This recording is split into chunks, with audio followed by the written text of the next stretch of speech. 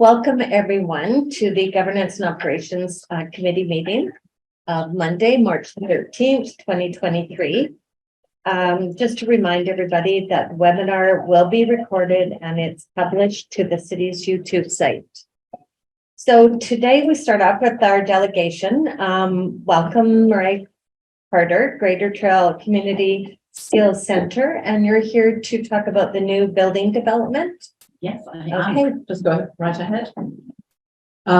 So while Michelle is just loading the slides, I can tell you that we're super excited about this development. It's a great location, very close to the downtown core, right on the river. We are hoping that it will achieve a few different things. The first is that it will model how retrofits of these old buildings, which we have more than one, can be done successfully. We want to create a space that is warm and welcoming and inclusive, and we want to be able to support a wide range of community activities in buildings. So it was important to us when we were thinking about this that we actually paid attention to the footprint of the building and to what it was going to look like. So I'm just going to briefly whiz you through some of these slides, and then you've already got the decks in front of you, and I'm happy to answer any questions that I don't address during the meeting. So, Michelle, I'm just going to look at the first one here. So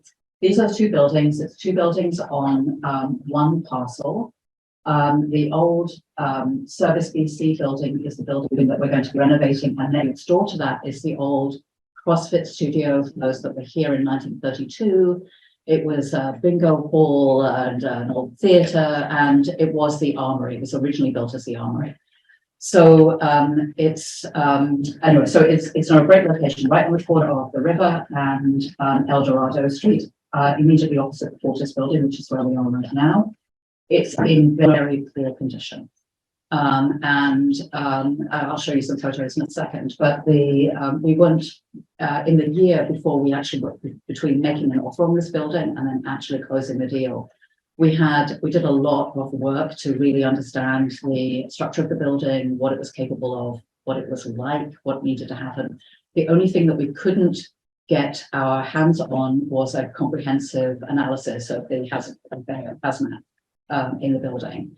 And so we did that in October last year. No great big shakes. There is, of course, asbestos in the building. There was asbestos in the vermiculite in the attic, which was dealt with in 2016 or 17. But there continues to be asbestos flooring all the way through the building. And I knew that actually see if it was there in the kitchen and the bathrooms on the ground floor, but we actually, when we did the analysis, it's all the way through underneath the carpet and everything. And there is asbestos in the taping. There is also, because there are some old lighting ballasts in there, there are PCBs, little mercury, and of course a light dusting of lead. So if you go to the next slide, you can just see some of the old photos. So in the top right, there's the old Service BC thing, and the bottom left, it's the upstairs of the building. So we started this with understanding an energy profile of the building. We looked at all of the information, so all of the bills and so on, the gas bills, the hydro bills.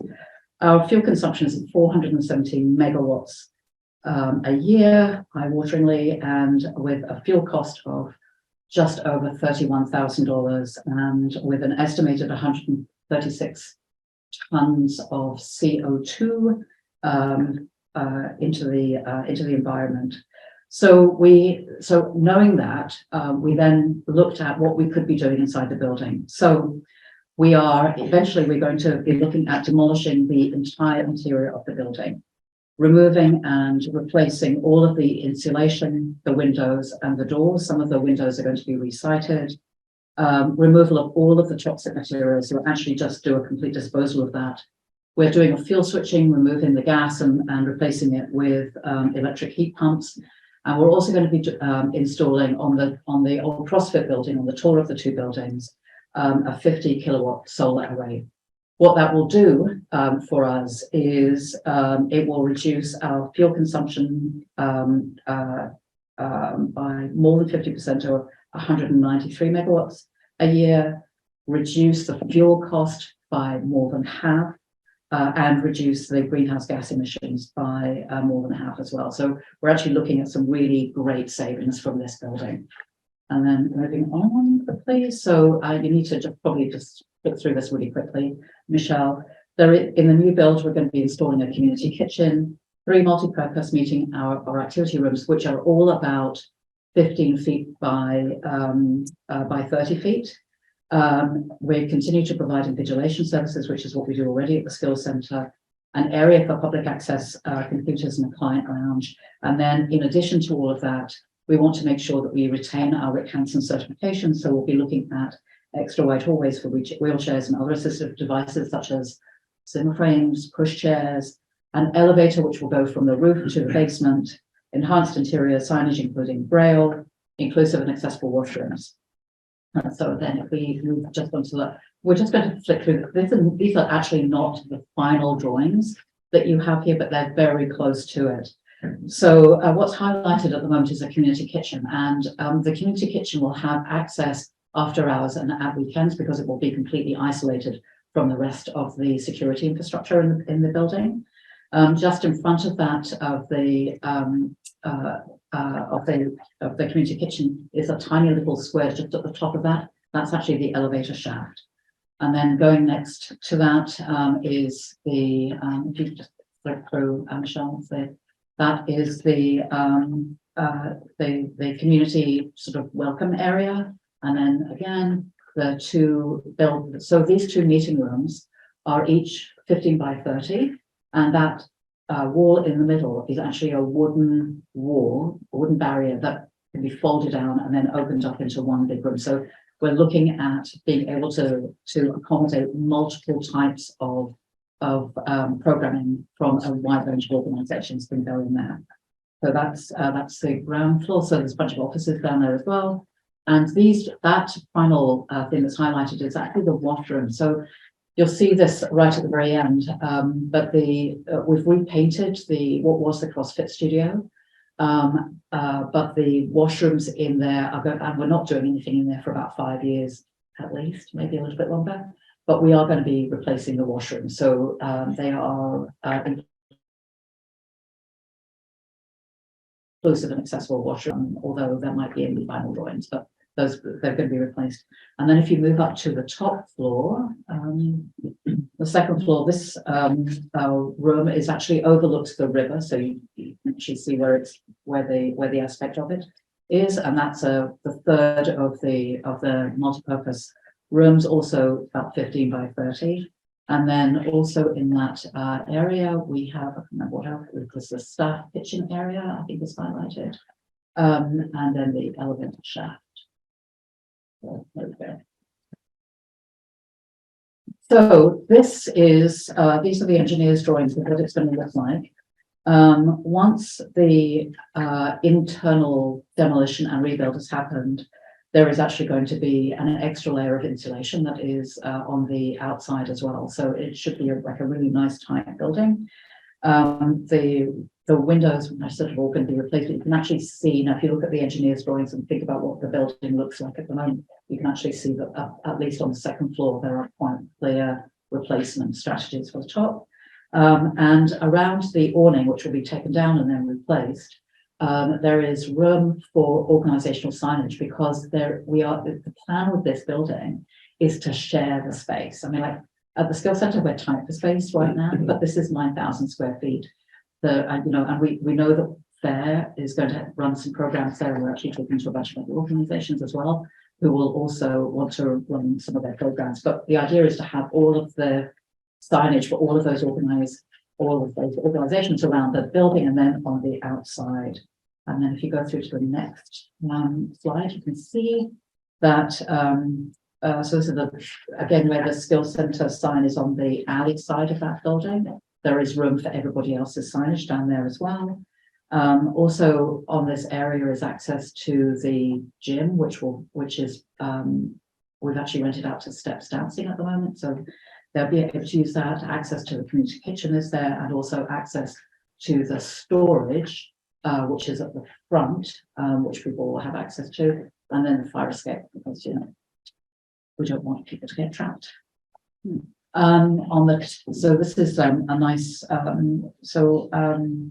Roger Austin took a drone up over the summer to take some photos of the top of the building, and then build these models as a result. You can see the solar. We're actually planning to install, which will go on the wall opposite the Fortis building, a real-time neon monitor that will actually show how much energy is being saved and or generated by all of the stuff that's happening inside the building. We hope that it's going to be a great thing to provide, provoke a little bit of community conversation about it. We did talk about installing biosolar on the roof because of some really neat science that actually shows when you co-plant sorghum and other low-growing plants with solar panels, that it actually increases the efficiency of the panels, but the structure and the engineering of the building just won't carry it, so we're not going to be doing that. There's not going to be any public access up to the solar panels at all, but there will be that lovely little hint of it.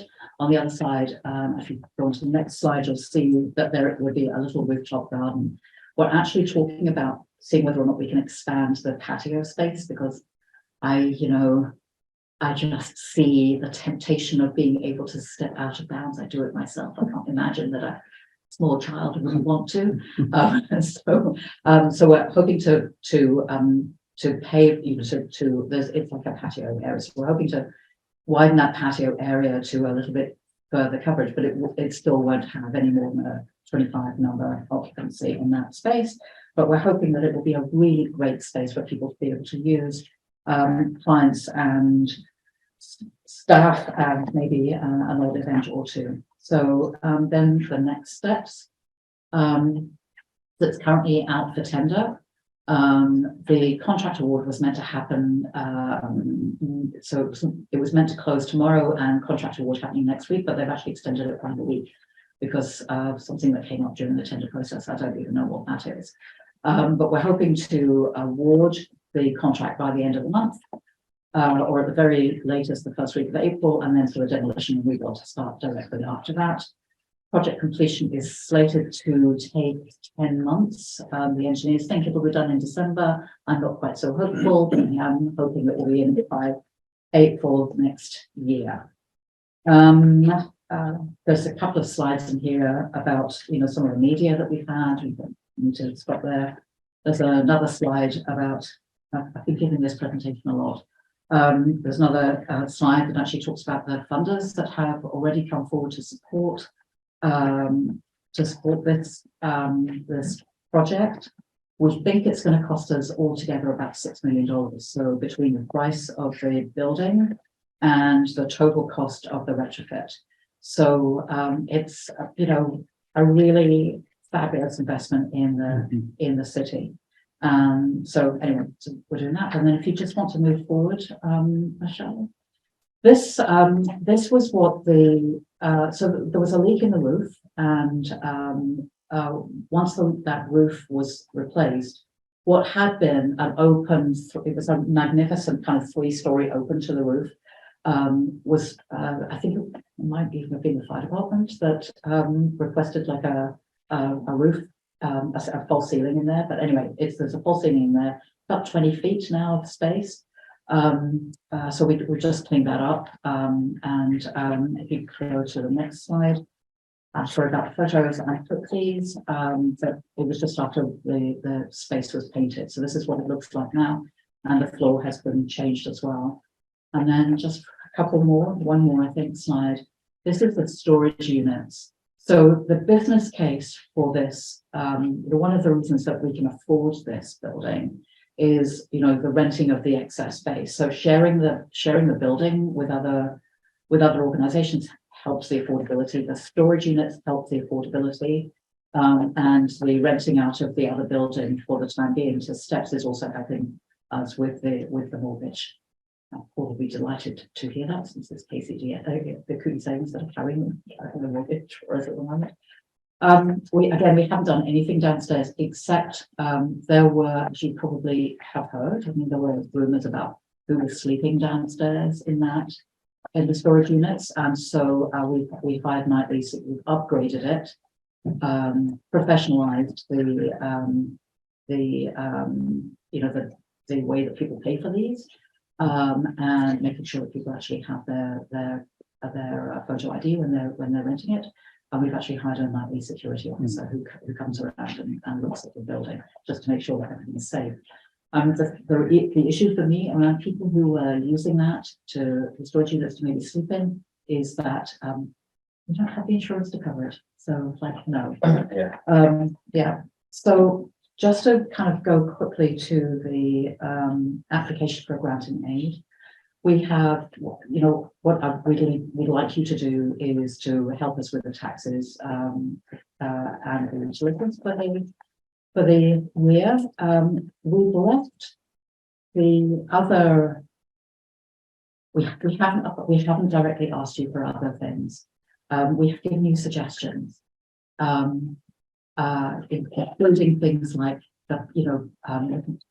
allocating the parking units that are in front of the building for our clients. That might be something that you might want to consider, or maybe making a contribution to helping renovate, a small part of the building. If you don't want to do that or can't do that this year, that's fine. For us, it's about making sure that the City of Trail knows about this and, supports it and seems to be supporting it. So, I'm happy to answer any questions that you might have. I hope that was within the 10 minutes that I was allowed. Thank you, Mary. So exciting. It is. We are super excited about it. Yeah. Council, do you have any questions? Councillor Cashel first. So Maureen, you're going to be moving the skills center into this facility, Yes. and there's 14 staff, I believe, on There are 14 staff, and we are, so our staff will be there, and hopefully the staff of a bunch of other organizations, either all of their staff or part of their staff. and you're collecting rent right now from the storage facility. Just any idea what kind of revenue stream that would bring in? Just out of curiosity. Diane would know that off the top of his head, but it's probably about $60,000 a year. Might be a little bit more than that when everything is rented out, but during the renovation process, that whole area, so the storage area is underneath both buildings, right? So it's over 9,000 square feet itself, and where the elevator shaft is going to go. So we're actually been moving people out of that area, so in preparation for the construction, so that the builders and the engineers can actually chop it all off. Just one final question on the community kitchen. Who do you predict to be using that? And how does So- that look? Yeah, so there are a lot of different programs that use a community kitchen. And so FAIR use a community kitchen program to support their seniors. Siebel, who also, we've been talking to about running some programs through this and maybe being in the building, although I'm just talking about this, as a fait accompli, because it's not. So they also run programs for immigrants that involve the community kitchen. The programs that the Skills Centre has been running using employing the community kitchen have been programs that promote inclusion for people who are living in poverty in the region, of which there are many, as you know. Thank you. So we're hoping it will get heavy use is the short answer to that. Councillor, sorry, I think, Deb, didn't you have Councillor Wilson first, please? All good. With the kitchen, would that be anything related to what we're doing with the soup kitchen across from the colander? Like similar? The soup kitchen. Yeah, what's going down with Similar. Kate's Kitchen?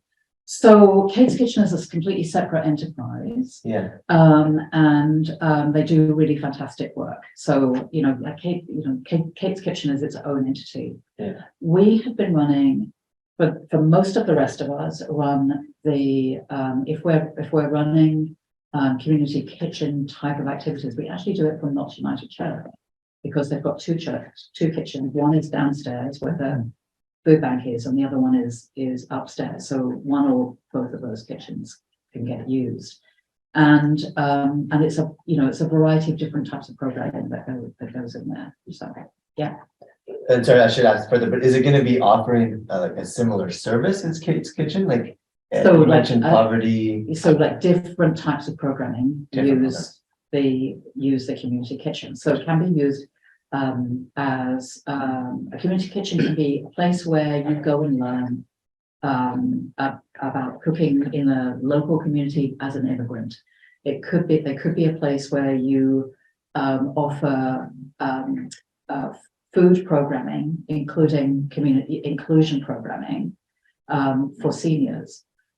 The types of programming that we have done, Doug, have been focused on including on providing an environment where people who are often the most marginalized in our community, and to be clear about this, they were often slightly older single men who were living on their own, who didn't have a great community of people around them, didn't have a good friends network.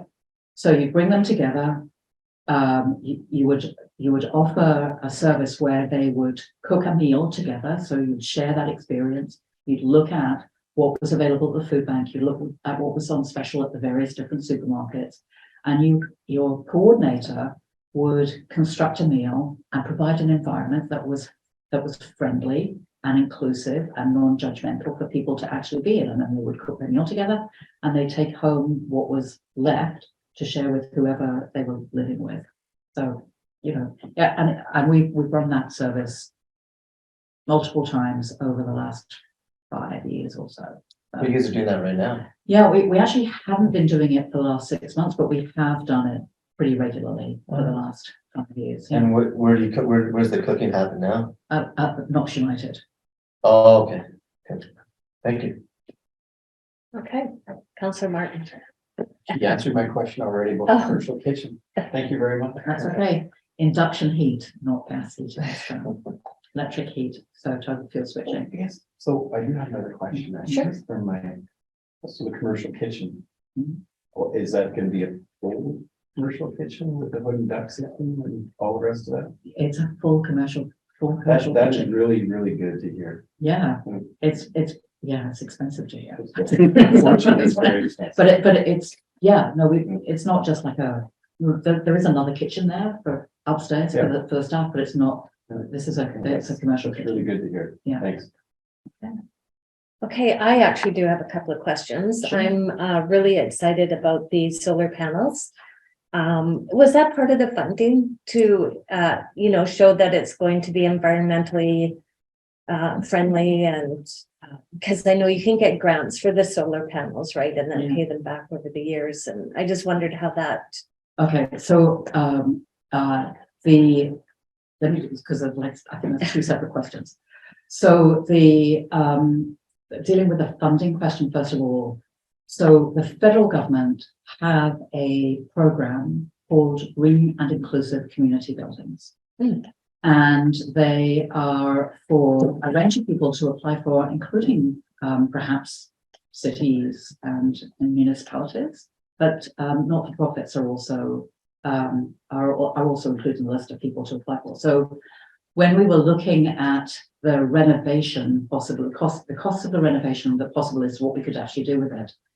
Having a fund that was dedicated to reducing greenhouse gas emissions, supporting inclusive strategies, looking at all sorts of other kinds of toxic green, sustainability strategies for buildings. This was an ideal fit for us.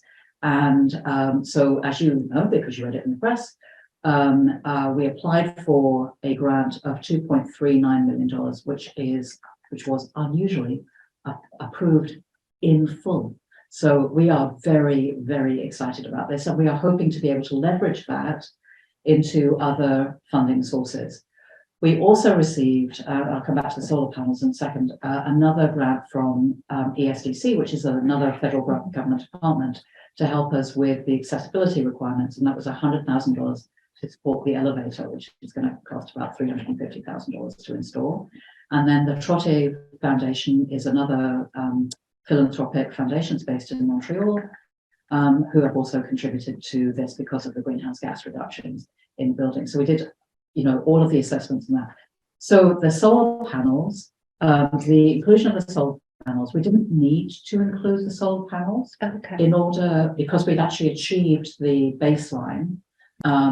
But the solar panels are very important to us. We wanted to make sure that we actually did this. In BC, we are very fortunate to have an electrical grid that is almost all renewables already, because so much of our hydro is electricity is hydro.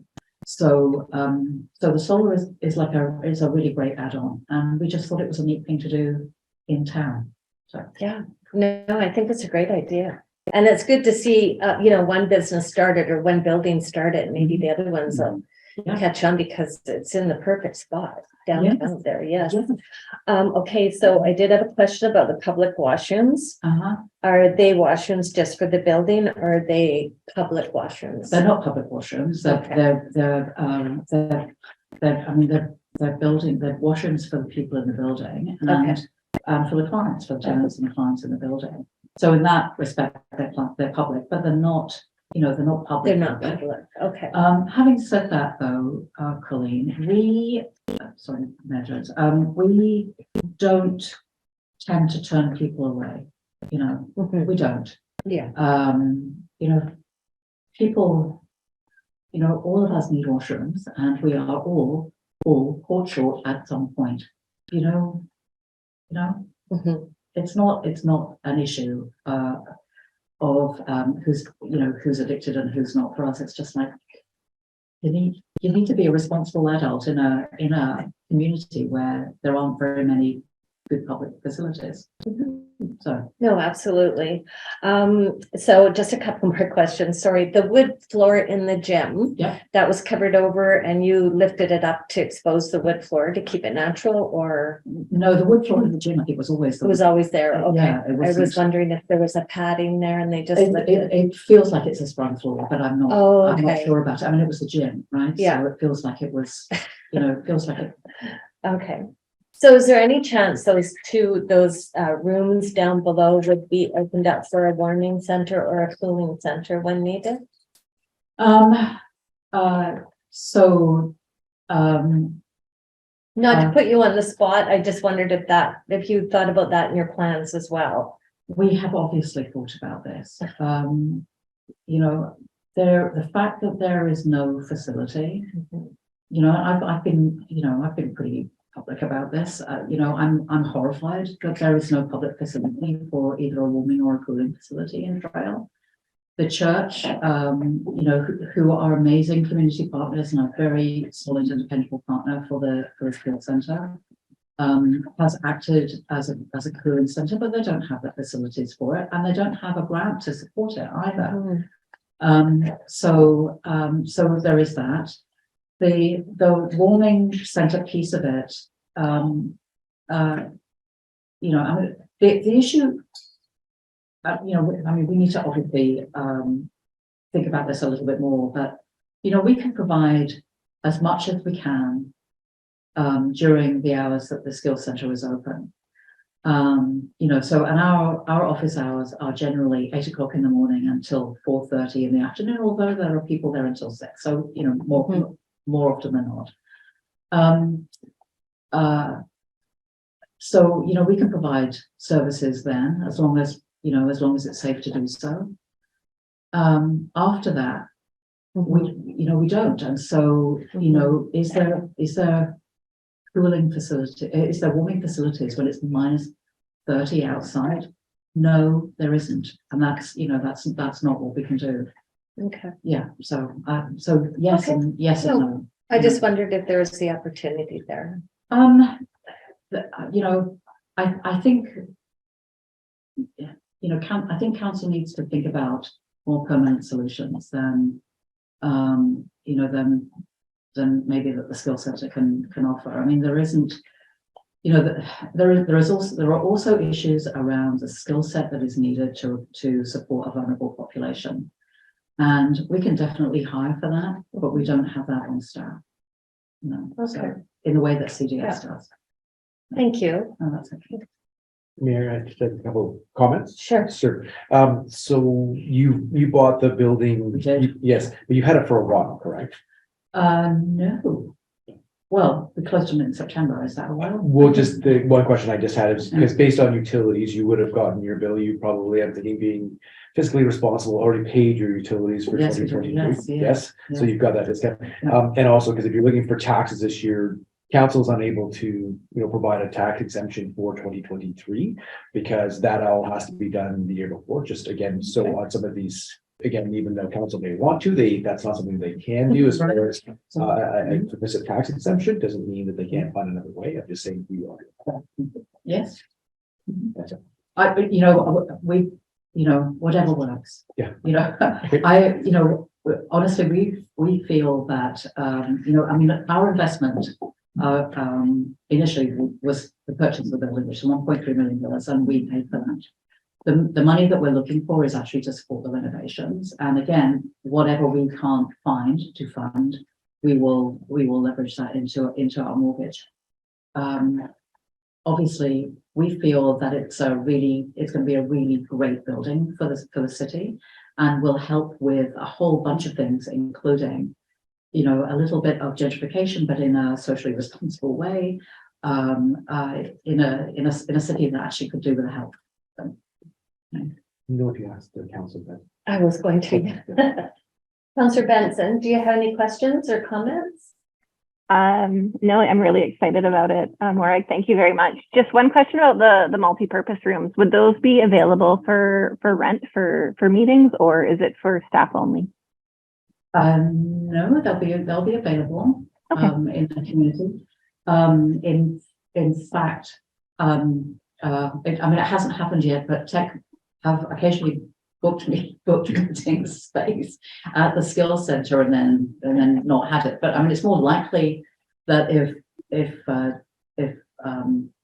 Tech or one of the businesses in town were wanting meeting space, that they'd probably want the meeting room upstairs. But if there was a big event that people wanted to host in the meeting space downstairs, in the room space downstairs, that could happen too. Thank you. What we are hoping for is that, when you make this kind of investment in a community building, you want the building to be used as much as possible. So, that's what we're hoping for. Okay. Any other questions or comments for? Well, thank you so much. It's very exciting. Good. I'm glad Yes. you're excited. Thank you. Okay, thanks.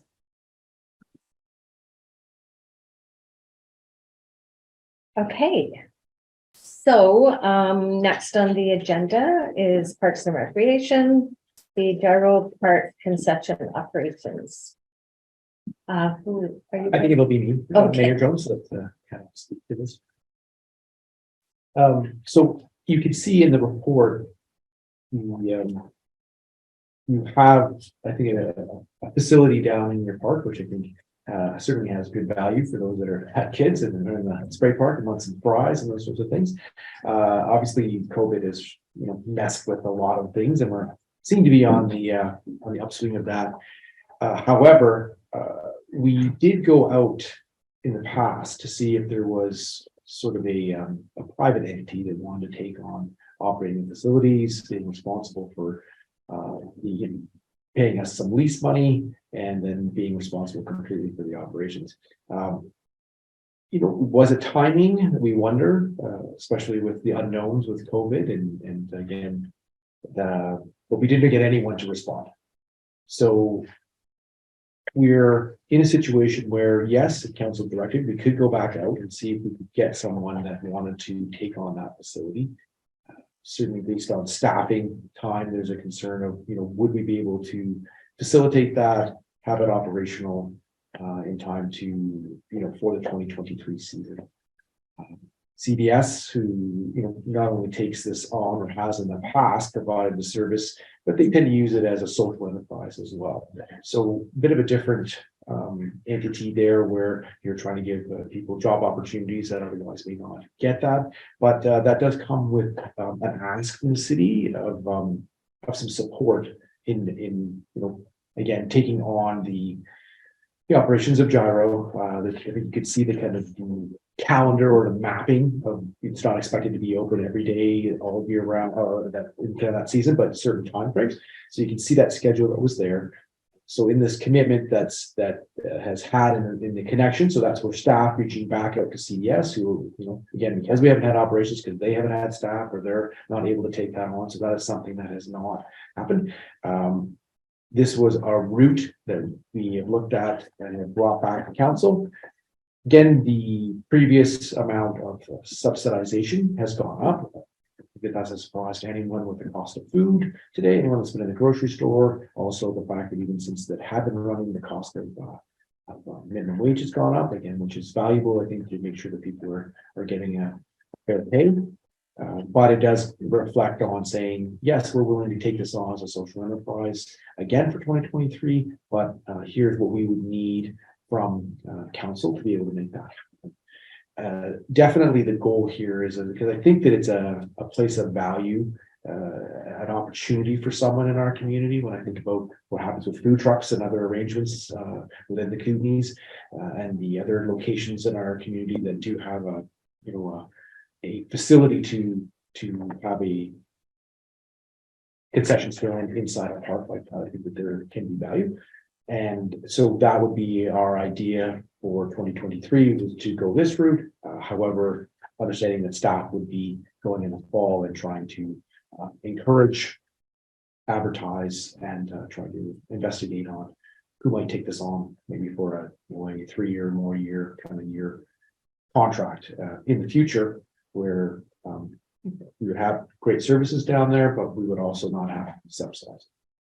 Now, again, I may come to you in a year from now and say we were successful, but that's just letting council know that is sort of the plan, and this is where we're at today. So this is why we brought that to you. I think that there's a value as well, and I think I noted in my own comments that having a finalized statement for the year, I think there's some value there, not just for wondering how did that, what was necessary, or how did the subsidization help, or where did it end up on operating this social enterprise for CDS.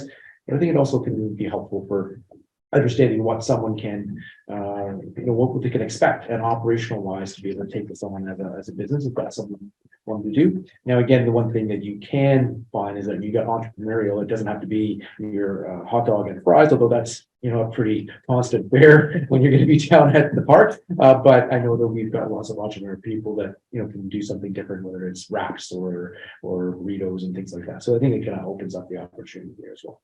I would be happy to take any council's mayor, council. Okay, I have Councillor some Cavanagh. questions, but it ties into further down where the budget is presented. Do I ask those questions then or not? I think it would be fine, councillor. I don't have the budget here in front of me. Let me just pull it up, if that's okay. Just gonna go down here where it says grant application.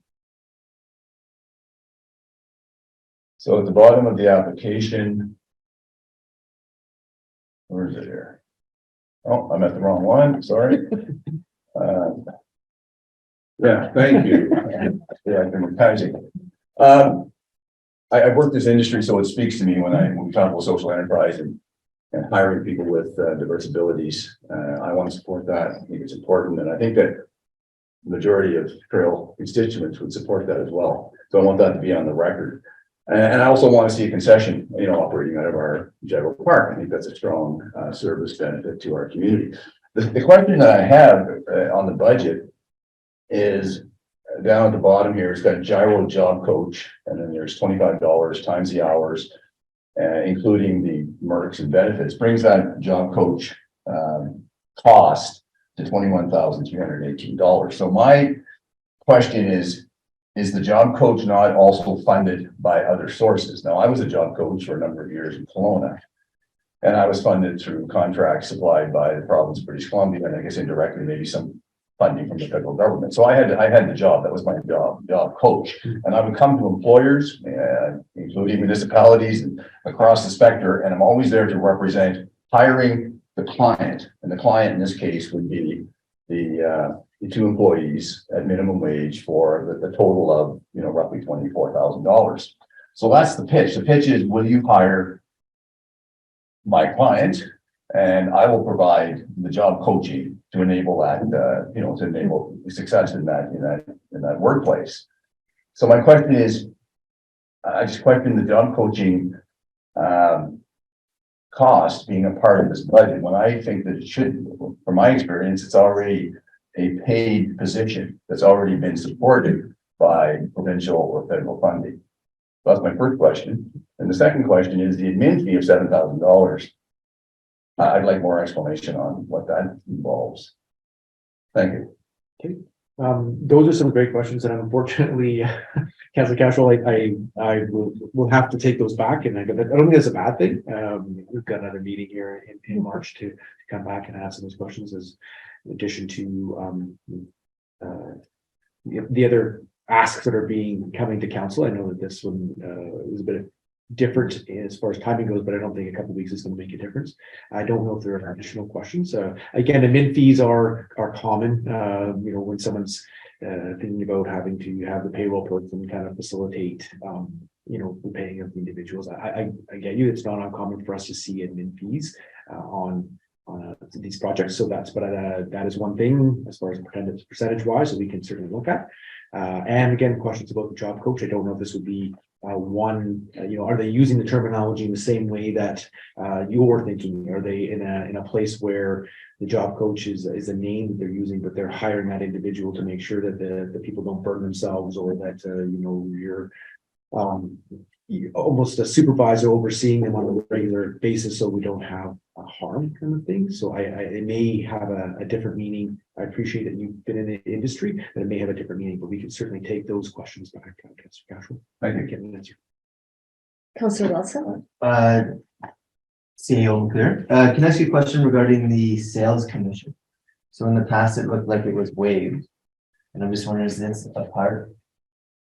Well, and I think that we've said again that we're planning on waiving it. I think there's the unknown here on this particular group. I think part of it again is on the policy idea of trying to have some, like I said, you've got a pretty captive audience down there, and you're kind of thinking if someone's operating this and making a profit, that there should be something coming back to the city on this. Again, this is, as Councilor Cashel was noting, what does the job coach mean? What level are these employees working at? Can they be left alone? I'm not sure at that level. But these are some things we can find out. But I think that was sort of a policy wise that we've said regularly. If we've got a regular private operation, able-bodied people running this, then we would like to be able to have some money come back to help assist the city, make sure the taxpayers not on. Okay, thank you. Councillor Martin. No, and I was just gonna, when I first started reading this, I wasn't 100% sold on it until I got down to the considerations regarding the comprehensive financial statement at the end of the year, and if there's a surplus that to be paid back to the city. So I'm happy with that. Thank you. So when we come back after getting some of these answers for the next time, you think that that's part of what we should have in the I guess the motion would be, yeah. Would there be sorry, I just have No. one more question. Sure. Would there be anything to show that I just looked at their hours, say in June, July, and August, where it's 11 to 7? Is there anything to show the volume, maybe in the past years?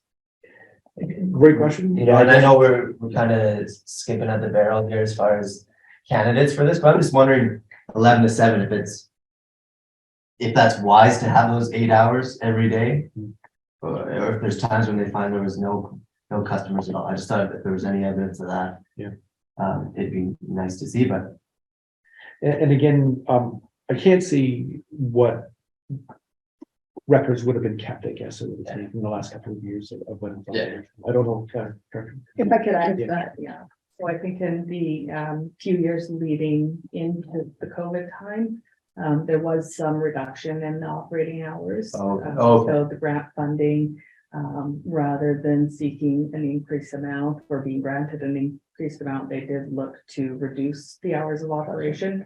And I think that is a suggestion that's coming to you from Ms. Davidson, if you can't support the grant to the tune of $30,000. Maybe you ask the question back to Fair Development Services. Well, what would that reduction look like in terms of operations? But they were reduced in some years. I don't have the, obviously, the fine details there, but Fair Development Services may. Okay, thank you. Okay, thank you, Michelle. Director McKenzie. Counselor Benson, do you have any questions or comments? No? Okay. So I think what it looks like is we're going to defer this recommendation until further information. I think until next meeting. Okay. Can I have someone make that motion? Counselor Martin and Counselor Wilson, all in favor? Carried unanimously. Thank you. No, opposed. Oh, sorry. Did you oppose? You didn't ask the question. Oh, sorry, Paul.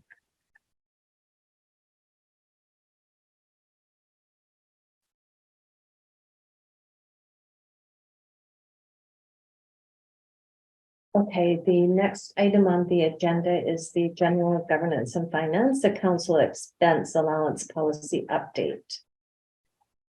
We had this discussion at the last council meeting. So any questions or comments on the update? Can I have someone make the recommendation then? Councillor Martin? Second, Councillor Wilson. All those in favor? Carried unanimously. Thank you. Thank you, council. And so next item on the agenda is the grants in aid and sponsorships. So we'll do the Kidney Foundation one first.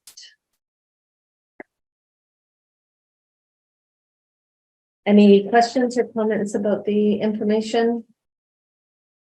May I have someone make that recommendation, please? So is this the motion that to accept? Is that what we're doing now? I just have a comment. Oh, okay.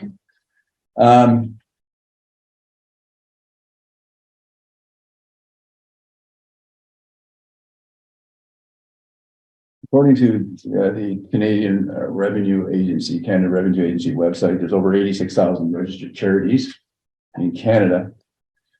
And the charitable sector is supported by all Canadian taxpayers. So my position on this is, without having an opportunity to review council's grant in aid policy, I'm of the opinion that Trail taxpayers should be encouraged to donate to charities of their own choice. And I don't know if it's within council's mandate or our responsibility as elected officials to donate to charities on their behalf. And as a result, I'm reluctant to support this application. Thank you. Okay. Those are fair questions.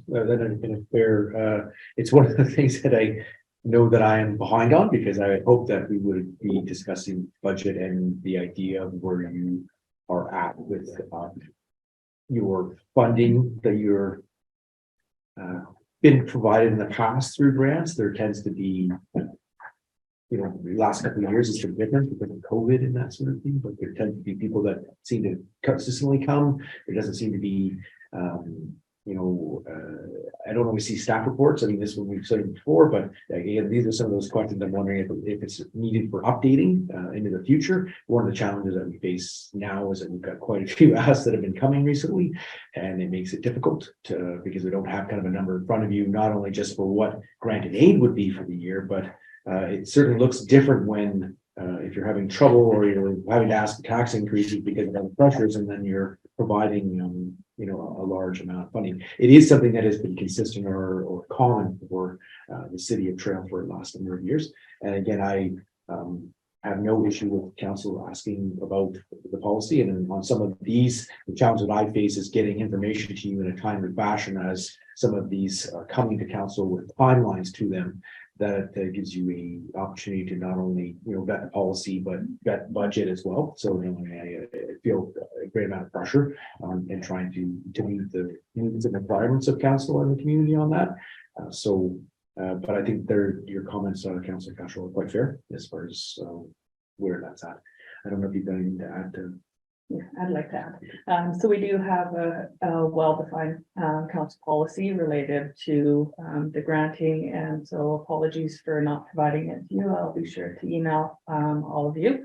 But within the policy, when we're dealing with grant requests for rental waivers, and this isn't a rental waiver because it's worked towards their contribution for the community generally, but if it were a rental waiver for the use of the park, the rental waiver requirements would be that if the funds raised remain local and or a benefit to the Greater Trail area exclusively, rental fees would be waived at 50%.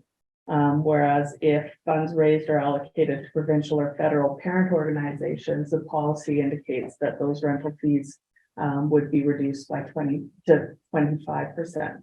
So if you want to consider a similar type reduction in the requested amount, that is a step that council has taken in years past when dealing with similar requests. Thank you.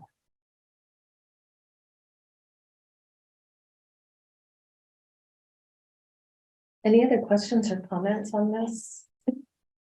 So, Oh, Ms. Benson. oh, sorry, Councilor Benson. Sorry.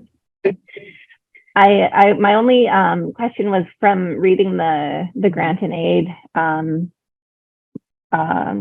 form.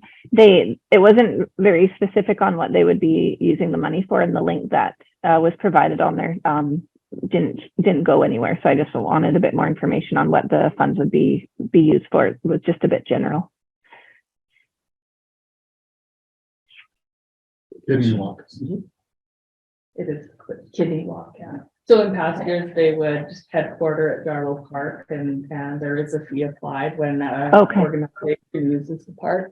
I believe things have changed through time. So it's not indicated here whether or not they're actually renting the park, in which case I would have expected that they would indicate a waiver of rental fee. But I agree that they weren't specific as to where that contribution would go. Okay. But in the past, that's what it was for. Yes. Perfect. Okay. Thanks. Okay, what is the wish of council on this one? Can we, sorry, Council, yeah, go ahead. can we Councilor. defer until we find out what the money's going to? I don't know if that's what we're supposed to do, say yes or no.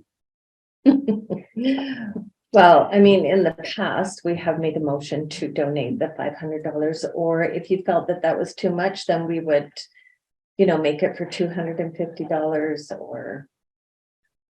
But if you want more information, I think we should make the motion and see what happens. okay, I just wanted to put my position, on record.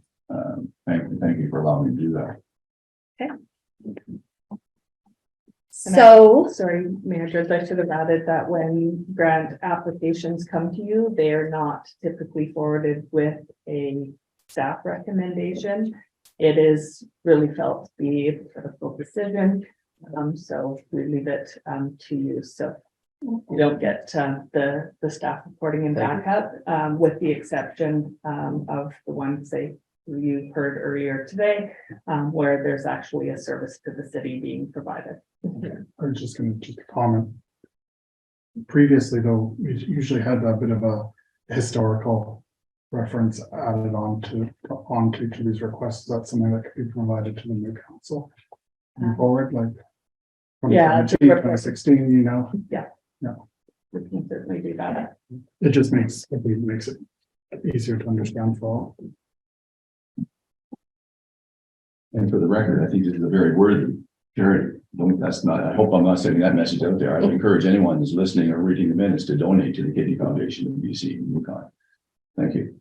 absolutely. I've participated in it as well, and it's a great event and it's a great cause. And Be fun to get a team in there. okay, so is someone willing to make the recommendation? Of I'll the make the fund? recommendation. Okay, thank you, Councillor Butler. I'll second that. Councillor Wilson seconded it for $500. Okay, all those in favor? Opposed?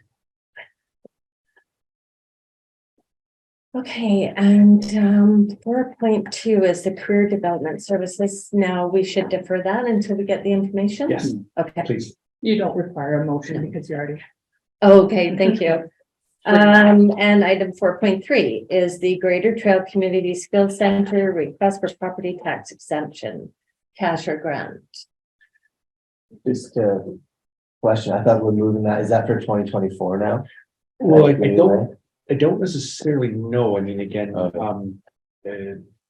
think, because we haven't sent the bills out, so people sort of think, hey, you could do the property tax exemption, but that has to all be into BC assessment by October 31st. So be able to do that. Again, they wouldn't know that.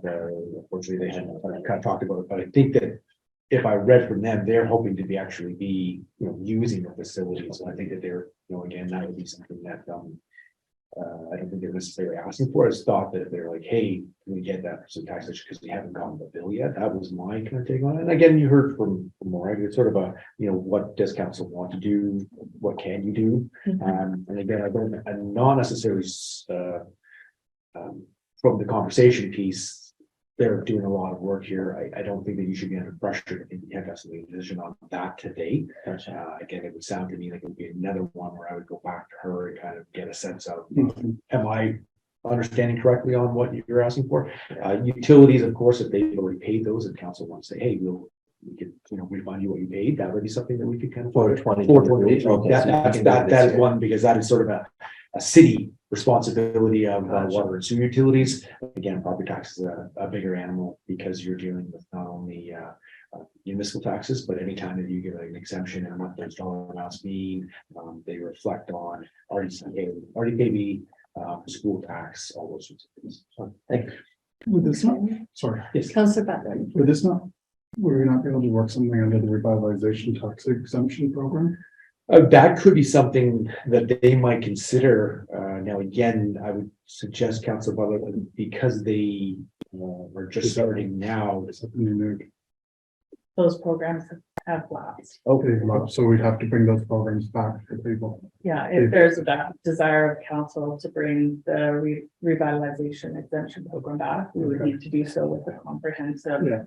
Bylaw. The one that was last in place required that any building permit issuance be December 31st, 2022 or prior. That's when it ended end of the year. 2022, yeah. Okay. So, yeah. I'll get that. Yeah, they're welcome to go back to the tape. Well, even, sorry. No. Morag sort of said, if you wanted to help with the garden in the front, or she didn't seem like she really knew what they were really looking for. She had lots of suggestions. But yeah, so I don't know what to do with this one if it's not going as a property tax exemption. If we want to make a cash donation, Or should it go back to staff for, that's, okay, yeah. for the let's review. refer it back to staff. Yeah, there's a number of things that we can look at. One is just asking questions.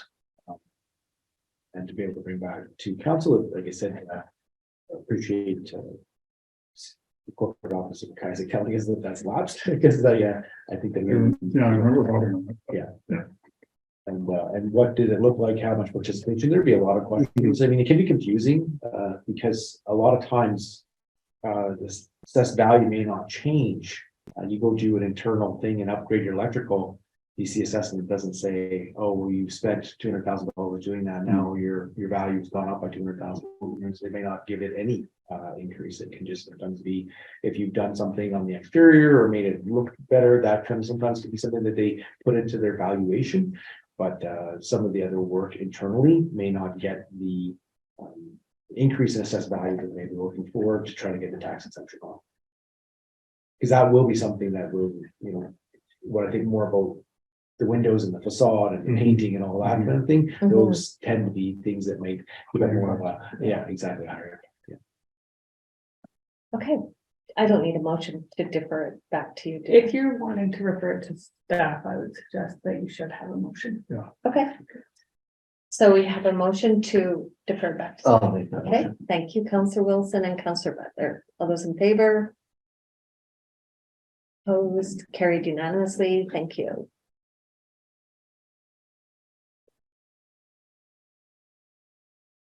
Okay, next item on the agenda is adjournment. Can I have someone make that motion? Councillor Wilson and Fletcher. Thank you. Yeah.